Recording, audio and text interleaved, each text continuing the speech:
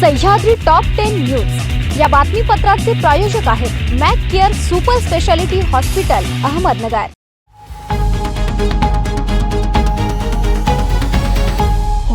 नमस्कार, मी साक्षी न्यूज 24 सह्याद्री मध्ये तुमचं स्वागत।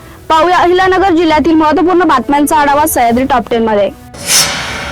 जिल्ह्यातील कोपरगाव, देवळाली, प्रवरा, पाथरी नगरपालिका आणि नेवासे नगरपंचायतीच्या निवडणुकीसाठी सुधारित निवडणूक कार्यक्रम जाहीर करण्यात आलाय। तसेच 7 नगरपालिकांमधील 12 नगरसेवकांसाठी हा निवडणुकीसाठी कार्यक्रम लागू राहणार आहे। या सुधारित निवडणूक कार्यक्रमानुसार 4 नगराध्यक्ष आणि 100 नगरसेवकांचे भविष्य ठरणार आहे। राज्यभर चर्चेत असलेला आणि विधिमंडळाच्या मागील अधिवेशनातही गाजलेला शनी शिंगणापूर देवस्थानच्या ॲप घोटाळा प्रकरणी अखेर सायबर पोलिसांनी कारवाई करत देवस्थानच्या 2 कर्मचाऱ्यांना गुरुवारी रात्री अटक केलाय। त्यांना आज न्यायालयासमोर हजर केलं जाणार असल्याचं पोलिसांनी सांगितलं। सचिन शेटे, संजय पवार अशी अटक केलेल्या संशयित आरोपींची नावे आहेत। ॲप घोटाळा प्रकरणी शनी शिंगणापूर पोलीस ठाण्यात गुन्हा दाखल करण्यात आल्यानंतर तो तपासासाठी सायबर पोलिसांकडे वर्ग करण्यात आलाय। शिक्षकांसाठीची टीएटीची जाचक अट रद्द करावी, जुनी पेन्शन योजना कायम ठेवावी यासह इतर मागण्यांसाठी जिल्हा प्राथमिक व माध्यमिक शिक्षक शिक्षकेतर संघटना समन्वय समितीच्या वतीने आज शाळा बंद आंदोलन व जिल्हाधिकारी कार्यालयावर मोर्चा काढण्याचा निर्धार करण्यात आला। तर दुसरीकडे शिक्षण विभागाने शाळा बंद राहिल्या तर शिक्षकांचे 1 दिवसाचे वेतन कापण्याचा इशारा दिला। यामुळे एकीकडे शिक्षक आंदोलनावर ठाम असल्याचं दिसत असून दुसरीकडे शिक्षण विभागाने कारवाईचा बडगा उगारल्याचा इशारा दिसत आहे। जिल्ह्यात गाजत असलेल्या सिस्पे ट्रेड्स इन्फिनाइट बीकन कंपनीच्या बहुचर्चित गुंतवणूक घोटाळ्याचा तपास वेगाने पुढे जात आहे। या घोटाळ्यातील एक महत्त्वाचा दुवा असलेल्या सुमारे 1,500 पेक्षा जास्त एजंटची बँक खाती आर्थिक गुन्हे शाखेच्या पोलिसांनी गोठवली आहेत। त्या खात्यांवर प्रचंड प्रमाणात आर्थिक व्यवहार झाले असल्याचं तपासात स्पष्ट झालं असून यामुळे एजंटमध्ये मोठी खळबळ उडाली आहे। नाशिक पुणे रेल्वे मार्ग बदलल्याने संगमनेरमध्ये वातावरण तापण्यास सुरुवात झाली आहे। दोन्ही आमदारांनी याबाबत आपापल्या भूमिका स्पष्ट केल्यात। मुंबई, नाशिक व पुणे या सुवर्ण त्रिकोणामध्ये संगमनेर येत असून नाशिक पुणे रेल्वेकरिता माजी मंत्री बाळासाहेब थोरात यांनी सातत्याने पाठपुरावा केलाय।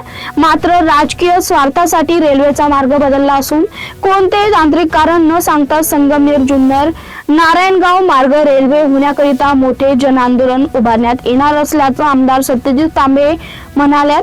तर हा रेल्वे मार्ग संगमनेरातूनच व्हावा ही माझी सुरुवातीपासूनची ठाम भूमिका असून यासाठी मी केलेला पाठपुरावा कधीच थांबलेला नाही असं ते म्हणाले। सह्याद्री टॉप 10 मध्ये ही छोटीशी विश्रांती। रोखोक पत्रकारिता, निर्भीड बाणा आणि कणखर भूमिका, महाराष्ट्राचा सखा, सत्याचा पाठीराखा, शब्दांचं सामर्थ्य, विश्वसनीयतेची उंची, न्यूज 24 सह्याद्री। विश्रांतीनंतर तुमचं पुन्हा एकदा स्वागत। पाहूया पुढील बातम्या। पाथरी शहरात बुधवारी पहाटे 2 ठिकाणी चोऱ्या आणि 2 ठिकाणी चोरीचा प्रयत्न झाल्याची घटना घडली आहे। शहरात अत्यंत गजबजलेल्या कोरडगाव रोड व कोरडगाव चौक परिसरात चोरट्यांनी दुकाने फोडून रोख रक्कम व साहित्याची चोरी केली। भर चौकात घडलेल्या या दोन्ही घटनांमुळे नागरिकांमध्ये भीतीचं वातावरण निर्माण झालं असून पोलिसांच्या गस्तीवर प्रश्नचिन्ह उभं राहिलं। कोरडगाव रोडवरील नवकार ट्रेड्स हे सुशील लुनावत यांचं किराणा दुकान चोरट्यांनी शटर उचकटून फोडलंय। दुकानातील अंदाजे 10 ते 15 हजार रुपयांची रोख रक्कम लंपास करण्यात आली आहे। घटनेनंतर भीतीचं सावट निर्माण झालं असून रात्रीच्या वेळी पोलिसांनी गस्त वाढवावी अशी मागणी नागरिकांकडून होत आहे। या दरम्यान कोरडगाव चौकातील गजराज इलेक्ट्रॉनिक हे मंत्री यांचं दुकान देखील चोरट्यांनी फोडलंय। जामखेड नगर परिषद निवडणूक लागल्यापासून मतदारांचा मोठा उत्साह दिसून येत होता। सभापती प्राध्यापक राम शिंदे आणि आमदार रोहित पवार यांनी तळ ठोकून होम टू होम प्रचार केल्याने पहिला नगराध्यक्ष पदाची माळ कोणाच्या गळ्यात पडणार या चर्चेला उधाण आलंय। निवडणुकीत सकाळपासूनच मतदारांमध्ये मोठ्या प्रमाणात उत्साह दिसून येत होता। अनेक ठिकाणी मतदान करण्यासाठी रांगा लागल्या होत्या। मतदान वेळी संपली तरी काही ठिकाणी मतदान केंद्रात गर्दी होती, त्यामुळे पहिल्यांदाच जनतेतून नगरसेवक कोण होणार याच्या चर्चेला उधाण आलंय. निवडुंगे येथील मागासवर्गीयांसाठी राखीव असलेल्या 15% निधी खर्च न केल्याच्या आरोपावरून वंचित बहुजन आघाडीने पुन्हा आक्रमक भूमिका घेतली असून 16 डिसेंबर रोजी अहिल्यानगर जिल्हा परिषद मुख्य कार्यालय अधिकाऱ्यांच्या कार्यालयासमोर आंदोलन करण्याचा इशारा युवा तालुकाध्यक्ष आकाश शिंदे यांनी निवेदनाद्वारे दिला. जिल्हा क्रीडा अधिकारी कार्यालय अहिल्यानगर व कर्मवीर शंकरराव काळे एज्युकेशन सोसायटीचे गौतम पब्लिक स्कूल गौतम नगर यांच्या संयुक्त विद्यमानाने दिनांक 6 ते 7 डिसेंबर रोजी राज्यस्तरीय शालेय हॉकी स्पर्धा गौतम पब्लिक स्कूलच्या भव्य मैदानात होणार आहे. या स्पर्धेसाठी आवश्यक असणाऱ्या सर्व सुविधा पूर्ण झाल्या असून गौतम पब्लिक स्कूल सर्व तयारीनिशी सज्ज झालाय. या स्पर्धेसाठी महाराष्ट्र राज्यातील 8 विभागातील मुला मुलींनी एकूण 16 हॉकी संघ सहभागी घेणार आहेत, अशी माहिती प्राचार्य नूर शेख यांनी दिली आहे.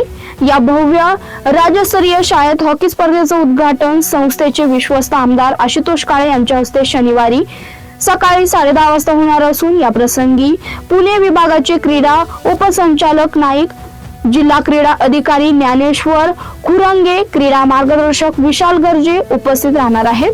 पारितोषिक वितरण संस्थेच्या सचिव सौ चैतालीताई काळे यांच्या हस्ते संपन्न होणार आहे. सदर स्पर्धेकरिता जिल्हा क्रीडा अधिकारी ज्ञानेश्वर खुरांगे, सिलेक्शन कमिटी, सहभागी संघ, प्रशिक्षक, संघ व्यवस्थापक, सर्व संघातील खेळाडू, पंच तसेच सिलेक्शन टायटलसाठी 100हून अधिक खेळाडू उपस्थित राहणार आहेत. सहभागी सर्व संघातील खेळाडूंची, त्यांच्या प्रशिक्षकांची जेवणाची व राहण्याची सर्व व्यवस्था करण्यात आली आहे. स्पर्धेसाठी आवश्यक असलेली सर्व तयारी पूर्ण झाली असून त्या कामी गौतम पब्लिक स्कूलचे हॉकी मैदान सज्ज करण्यात आले. सदर स्पर्धेत गौतम पब्लिक स्कूलच्या 14 वर्षाखालील हॉकी संघ पुणे विभागाचे नेतृत्व करणार असल्याची माहिती शाळेचे प्राचार्य नूर शेख यांनी दिली आहे.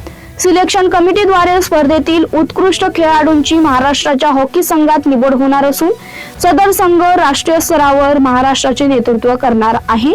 स्पर्धेच्या यशस्वी आयोजकांसाठी संस्थेच्या सचिव सौ चैतालीताई काळे यांच्या बहुमोल मार्गदर्शनाखाली शाळेचे प्राचार्य नूर शेख, क्रीडा संचालक सुधाकर निलक, हॉकी प्रशिक्षक रमेश पटारे, व्हॉलीबॉल प्रशिक्षक राजेंद्र आडाव, क्रिकेट प्रशिक्षक इसाक सय्यद, पर्यवेक्षिका ज्योती Shelar, Prakash Bhujbal, Uttam Sonawane, Nasir Pathan, complex supervisor Sunil Suryavanshi, mess विभागातील त्र्यंबक वरपे, अशोक कंकराळे तसेच सर्व शिक्षक शिक्षकेतर कर्मचारी मेहनत घेत आहेत.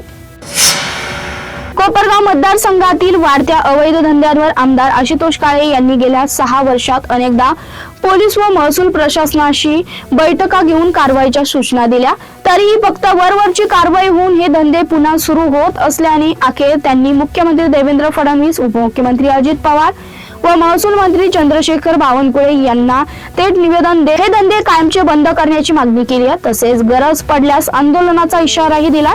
यावर राष्ट्रवादी युवक काँग्रेसचे जिल्हा अध्यक्ष कृष्णा आडाव यांनी माजी आमदार स्नेहलता कोल्हे यांच्यावर निशाणा साधत या 6 वर्षात अवैध धंद्यांविरोधात प्रामाणिक विरोधकांची भूमिका कोल्हेंनी का घेतली नाही असा सवाल केला. अवैध धंद्यांना मिळणाऱ्या प्रशासनाच्या पाठबळामुळे सर्वसामान्य नागरिक त्रस्त असून काळे यांनी घेतलेली कठोर भूमिका कोपरगावकरांनी स्वागतार्ह मानली आहे. हीच गोष्ट कोल्हेंना खटकत असल्याचा आरोप आडाव यांनी केला.